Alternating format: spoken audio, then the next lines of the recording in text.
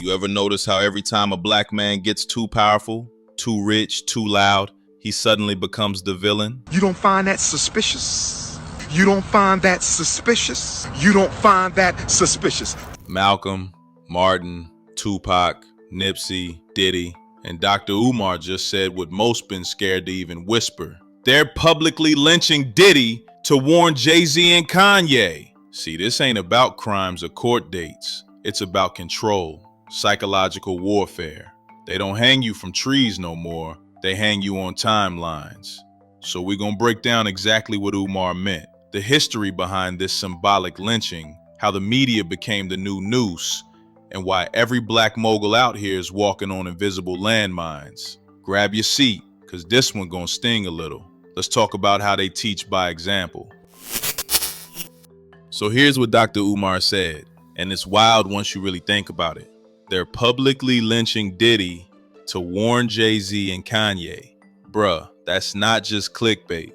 That's a whole psychological operation wrapped in a sentence. What he's talking about ain't just about Puff getting caught up. It's about the ritual, the public humiliation, the message behind it. Cause look, when they want to kill a movement, they don't always use bullets. They use embarrassment. They strip you of dignity, legacy, and power on camera. And they broadcast that fall like a movie over and over till every young black man with ambition gets the message. Don't ever think you bigger than the system. And Diddy, he was more than a rapper. He was a symbol, a man who touched the White House, moved billions, owned liquor, owned media, touched politics. Too much control for comfort. So now the world watches him fall. The headlines, the clips, the raids, the leaks, all playing out like a live execution. And Umar's point, it's deeper than Diddy. It's a warning. See, Umar wasn't just pulling this out of thin air. History's already shown the pattern. Every time a black man stands up, builds something or challenges the system, he becomes a lesson. Malcolm X, televised martyrdom. Martin Luther King, national broadcast. Tupac, character assassination before the bullets even hit. Nipsey, they made sure we saw the footage, bruh. And you ever notice? With white leaders, they buried the trauma. Abraham Lincoln, top 5 president, but where's his death photo? Shit, I don't even know. Like, I can't even tell you that. Like, JFK, shot on live camera, but they hide the real footage. But with black leaders, it's front page, every angle, every drop of blood. That's psychological warfare. You don't just kill the man, you kill the hope attached to him. You traumatize the people watching, so the next generation grows up scared to even try to lead. That's what Umar means by public lynching. It ain't about ending one man. It's about making all of us think twice before we rise. They take them out in a way that make people fearful to like step up. Oh, absolutely. Okay. It's one of the reasons why they constantly broadcast the execution, or at least the death. Yeah. If you notice, Abraham Lincoln is one of the most famous presidents in American history. A racist, but one of the most famous presidents in American history. You can hardly find a death photo of him. John F. Kennedy, very famous also. You can find death photos of Kennedy, but not as often as you will find death photos of King and Malcolm. Wow. In other words, when they assassinate our leaders, they put those bodies on display as a conditioning for other Africans to never attempt or even dream of following in their footsteps. Those murders, going back to the Willie Lynch letter, they don't murder African leaders just to eliminate that particular threat at that particular time. They murder African leaders as a lesson to all of those would-be leaders who would be coming in their path. If we go back to the Willie Lynch letter, whether the letter is authentic or not is irrelevant. The psychological science of it is true and exact. In that Willie Lynch letter, it talks about making an example of the biggest and the boldest in front of the women, children, and the other men. Yeah. That's what Malcolm's assassination was about. That's what King's assassination was about. You know, that's what Dedan Kamafi's assassination was about. Amilcar Cabral, Thomas Sankara, Maurice Bishop. Their assassinations were examples to would-be leaders because, again, with most black children being raised by their mothers across the diaspora, not just America, across the diaspora, so many of our children are raised by the mother. What does Willie Lynch say? If you abuse that man in public, the mother will raise her son to be a coward. Wow. That's the playbook. From the plantations to the tabloids, same script, new actors. Now, what Umar's really talking about here is psychological warfare. See, it goes all the way back to that old Willie Lynch blueprint. Break the spirit, not just the body. He said it straight up. When you punish the boldest one in front of everybody, the rest will behave. That's the science of control, bruh. You make an example. You turn a man's downfall into a cautionary tale. That's what they did on plantations. They beat one slave in public so the rest wouldn't run. And now they just changed the tools. Instead of whips, they used the media. Instead of ropes, they used court cases, headlines, mugshots, and memes. Instead of hanging you from a tree, they hang you on the front page. And the people watch again and again. And whether you realize it or not, that repetition programs fear deep in your subconscious. See what happens when you step out of line? That's why Umar said it don't even matter if that Willie Lynch letter was real or not. The psychology of it is real. The conditioning still works. It's modernized, digitized, monetized, but it's the same damn trick. You can't fight what you don't recognize. And that's exactly why Umar dropped that line, not just to defend Diddy, but to remind us that fear is the oldest chain on earth. The mother will raise her son to be a coward. Wow. For fear that the same thing that happened to the father will happen to the son. So that's why you don't see unapologetic, politically and economically unapologetic black men as much as you used to. Definitely not in the United States, because they will publicly lynch and symbolically castrate you, Sean Puffy Combs, who may have been guilty of some crimes, but did nothing more than any other white mogul has done in that same space. But we're going to publicly castrate and lynch you since you want to start this black political party. Yeah. And since you want to sue Diageo, this powerful white liquor company. We need Jay-Z to know we're not going to tolerate this. We need Tyler Perry and Oprah Winfrey. We need Rihanna. We need Tiger Woods, not to say that he would, but we need Tiger Woods and Serena and Kanye to know we won't tolerate this kind of stuff. Bruh, let's be real. The media done turned into the new plantation. Except now, the whips are words, and the masters own networks instead of cotton fields. You think you just scrolling? Nah, you watching digital executions. They take the black man with the biggest reach, strip him naked in front of millions and call it justice. But it's not justice. It's entertainment. It's trauma on repeat. Click, share, repost, monetize. They profit off the pain and sell you fear in HD. And the wildest part, we participate. We retweet, remix, react, not realizing we're the new crowd at the hanging tree. We've just replaced the ropes with comment sections. That's why Umar said what he said. This whole Diddy thing ain't random. It's orchestrated. Every camera flash, every leaked clip, every exclusive headline, perfectly timed. They don't just want to punish Diddy. They want to condition the next Diddy, the next black man thinking of starting his own liquor brand, label, or political party. The message is simple. You can rise, but only within our system. And if you step outside that line, they'll remind the world who owns the spotlight. Now let's get real. Diddy's fall don't feel random, bruh.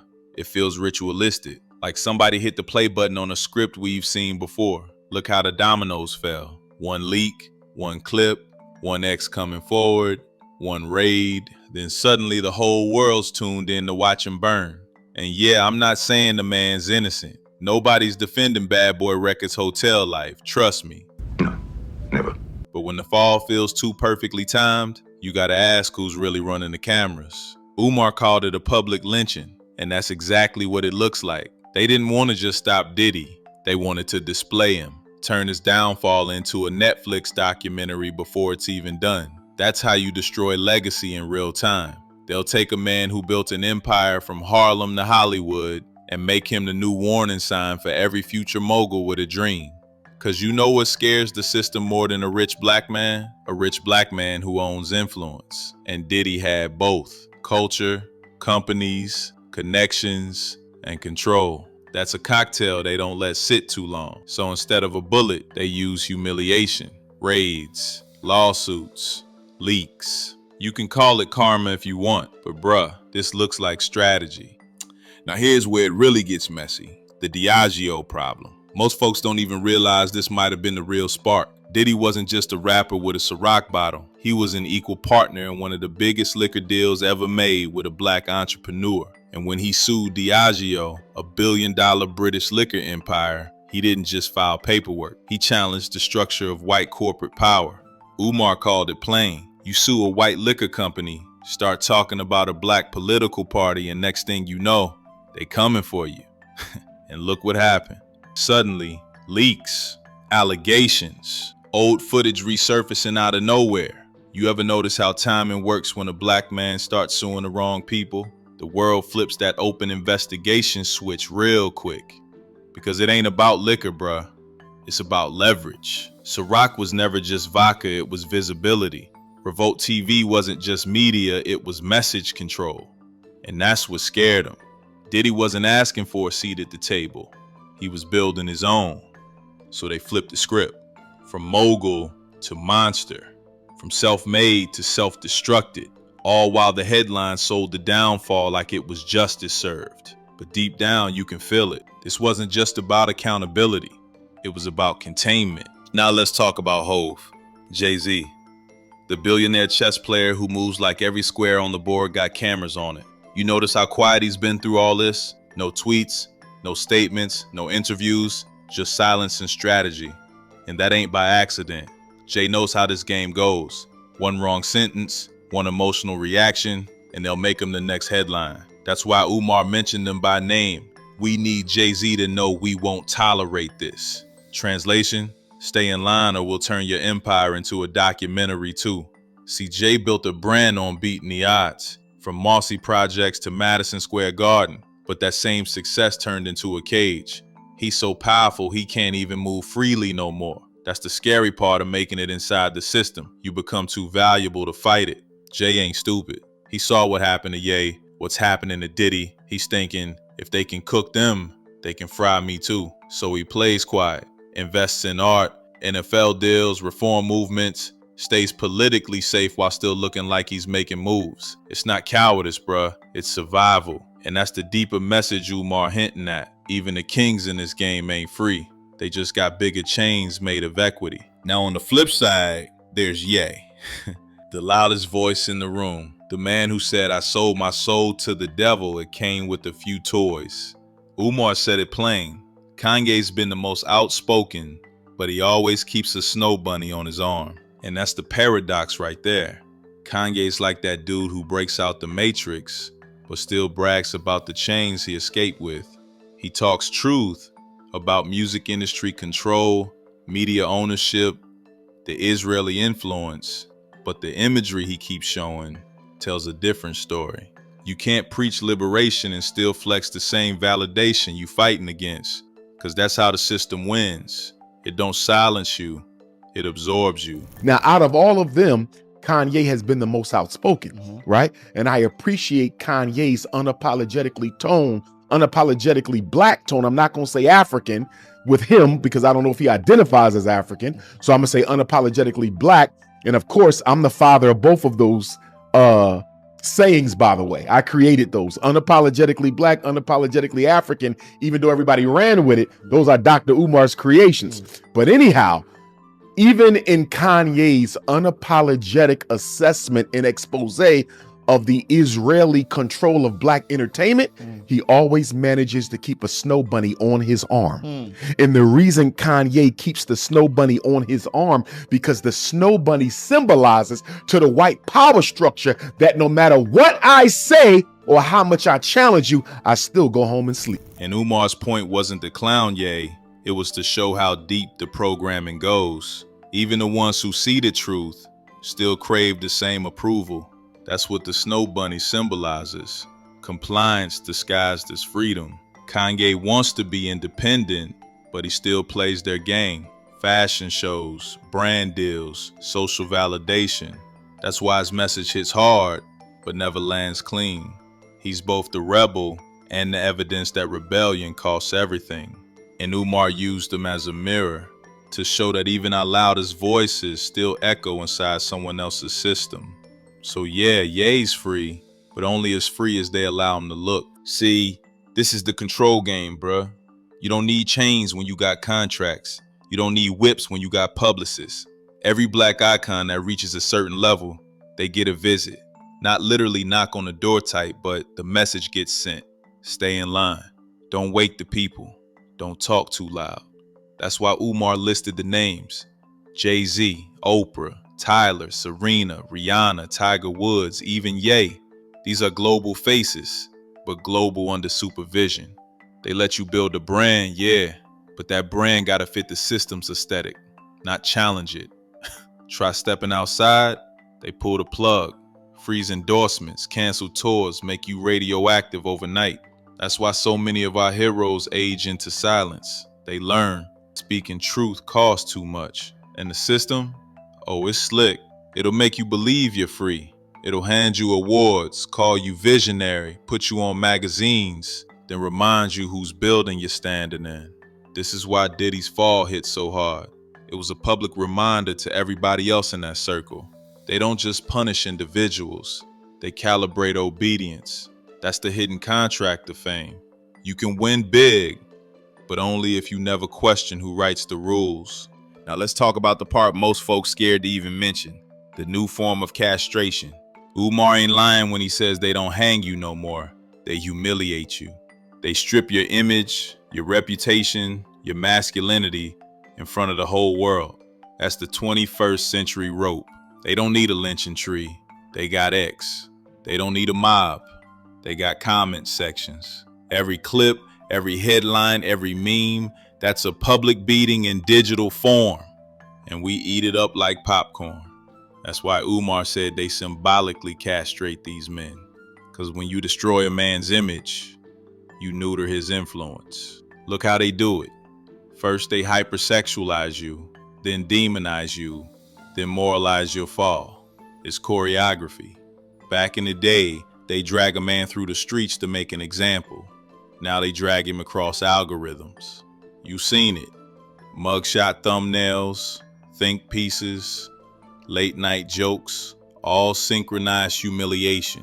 The goal ain't justice, it's obedience through fear. Because if they can publicly emasculate the richest, most powerful black men alive, what do you think that tells the next generation trying to build something? It tells them, don't be too bold. Don't sue the big dogs. Don't own your masters. Don't talk about control. And that's the tragedy Umar keeps pointing at. The psychological chain that still jingles, just with a Wi-Fi signal now. So now let's ask the question that's really sitting under all this. Are these black icons actually free or just expensive property with better benefits? Because look around, the patterns don't lie. Every time one of them gets too loud, too independent, too unapologetic, the system readjusts. And that readjustment is cold-blooded. They let you taste the throne, but they own the kingdom. They hand you the mic, but mute the message when it starts hitting too deep. They give you representation, but never revolution. And that's why Umar's message hits a nerve, not because it's new, but because it's consistent. We've been seeing this since Garvey, since Malcolm, since Sam Cooke, since Tupac. Same rhythm, same punishment, different hashtags. You get the mansion, but not the muscle. You get the deal, but not the direction. You get the money, but only if you promise not to wake the sleepers. So nah, this ain't just about Diddy. It's about control. Who gets the lead? Who gets destroyed? And who gets televised when they fall? And the real test ain't whether these brothers survive. It's whether we finally stop needing validation from the same system that keeps killing our leaders in slow motion. That's the deeper lesson. Every black billionaire is still one bad headline away from being a cautionary tale. And if that don't scare you, it should wake you. See, at the end of the day, this ain't about celebrity gossip. It's about patterns, pain, and power. We watch these public lynchings on our screens and call it news, not realizing it's a rerun of the same old play. The goal ain't to defend Diddy or blame the world. It's to understand how the game's played, how they study psychology the same way we study survival. They learned, if you can't kill the body, kill the image. If you can't silence the man, flood the feed.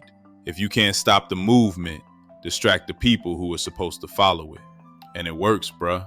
Every time we see another black figure fall, we internalize fear instead of strategy. But here's the flip. Once you see the manipulation, it loses its power. Once you stop worshiping celebrities and start building communities, you take the magic back. 'Cause trust me, ain't no savior coming from Hollywood, from politics, or from billion-dollar boardrooms. Freedom starts with awareness, and that's what this whole conversation really about. So if you learned something tonight, drop a comment below, because I want to know. Do you think the system actually plans these downfalls, or is it all just coincidence? Either way, stay sharp, stay grounded, and question everything. And if you vibe with this one, check the next video that just popped on your screen. It dives even deeper into how the system plays with perception. And I'll see you on the next one. Panda out.